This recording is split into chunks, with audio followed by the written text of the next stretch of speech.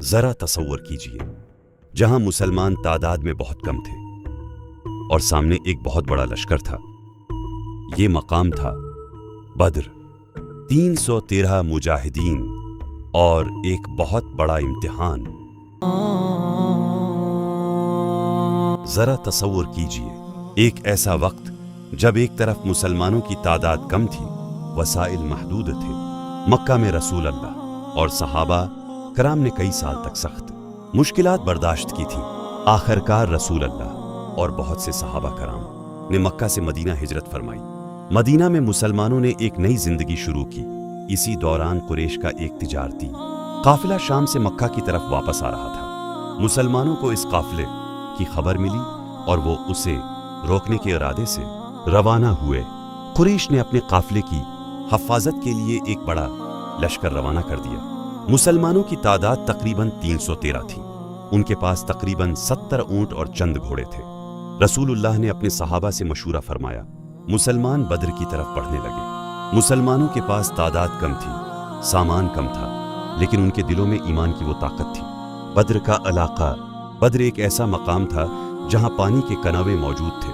مسلمانوں نے اپنے مقام کا جائزہ لیا اور مناسب جگہ پر قیام کیا۔ جنگ صرف بہادری سے نہیں جیتی جاتی، اس کے لیے مشورہ، منصوبہ بندی اور نظم و ضبط بھی ضروری ہوتا ہے۔ دوسری طرف قریش کا لشکر اپنی طاقت اور تعداد کے ساتھ بدر کی طرف بڑھ رہا تھا۔ اب دونوں لشکر بدر کے میدان کے قریب پہنچ چکے تھے۔ ایک طرف مسلمان تھے اور دوسری طرف قریش کا بڑا لشکر۔ دونوں کے درمیان ایک فیصلہ کن مقابلہ ہونے والا تھا۔ رات کا وقت آیا، مسلمانوں نے آرام کیا۔ رسول اللہ نے اللہ تعالی کے سامنے دعا فرمائی۔ تلواریں میدان میں آنے والی تھیں، لیکن اصل طاقت ان دلوں میں تھی جو اپنے رب پر بھروسہ کرنا سیکھ چکے تھے۔ جنگ کے آغاز سے پہلے ابتدائی مقابلے کا مرحلہ آیا، پھر باقاعدہ جنگ شروع ہوئی۔ مسلمان تعداد میں کم تھے، لیکن ان کے اندر غیر معمولی حوصلہ تھا۔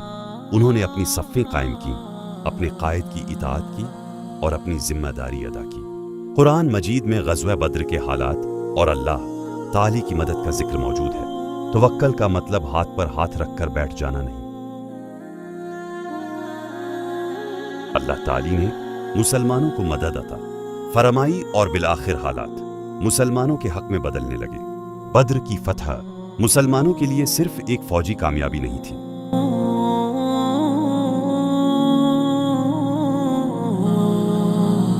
قریش کے لشکر کو بڑا نقصان اٹھانا پڑا اور ان کے کئی اہم افراد مارے گئے۔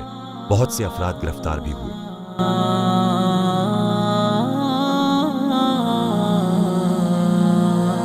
فتح کے اس لمحے میں بھی مسلمانوں کے لیے اصل سبق شکر تھا، غرور نہیں تھا۔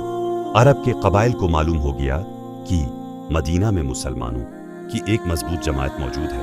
بدر میں مسلمانوں نے صرف ایک جنگ نہیں جیتی، انہوں نے یہ سبق حاصل کیا کہ فتح ملنے کے بعد بھی اصل کامیابی شکر، عاجزی اور اللہ تعالی کی اطاعت میں ہے۔ اب سوال یہ ہے کہ تقریباً 1400 سال پہلے ہونے والے غزوہ بدر سے آج ہمیں کیا حاصل ہوتا ہے؟ پہلا سبق، تعداد سب کچھ نہیں، داہ کے ساتھ کوشش۔ اگر ہم کاروبار شروع کرنا چاہتے ہیں تو داہ کے ساتھ منصوبہ بندی بھی ضروری ہے۔ اگر تعلیم حاصل کرنی ہے تو دعا کے ساتھ محنت بھی ضروری ہے۔ ہر انسان کی زندگی میں کوئی نہ کوئی مشکل آتی ہے۔ زندگی میں صرف جذبہ کافی نہیں ہوتا، نظم و ضبط ضروری ہے۔ اگر اللہ تعالی آپ کو کامیابی دے تو اسے اپنی طاقت کا کمال سمجھ کر غرور نہ کریں۔ اگر آج آپ کے پاس وسائل کم ہیں تو مایوس نہ ہوں، صحیح راستہ اختیار کریں، مشورہ کریں، محنت کریں، اپنی غلطیوں کو درست کریں۔ غزوہ بدر صرف ماضی کی ایک جنگ نہیں، یہ ایمان، صبر، قربانی، نظم و ضبط اور اللہ تعالی پر توکل کا ایک عظیم تاریخی سبق ہے۔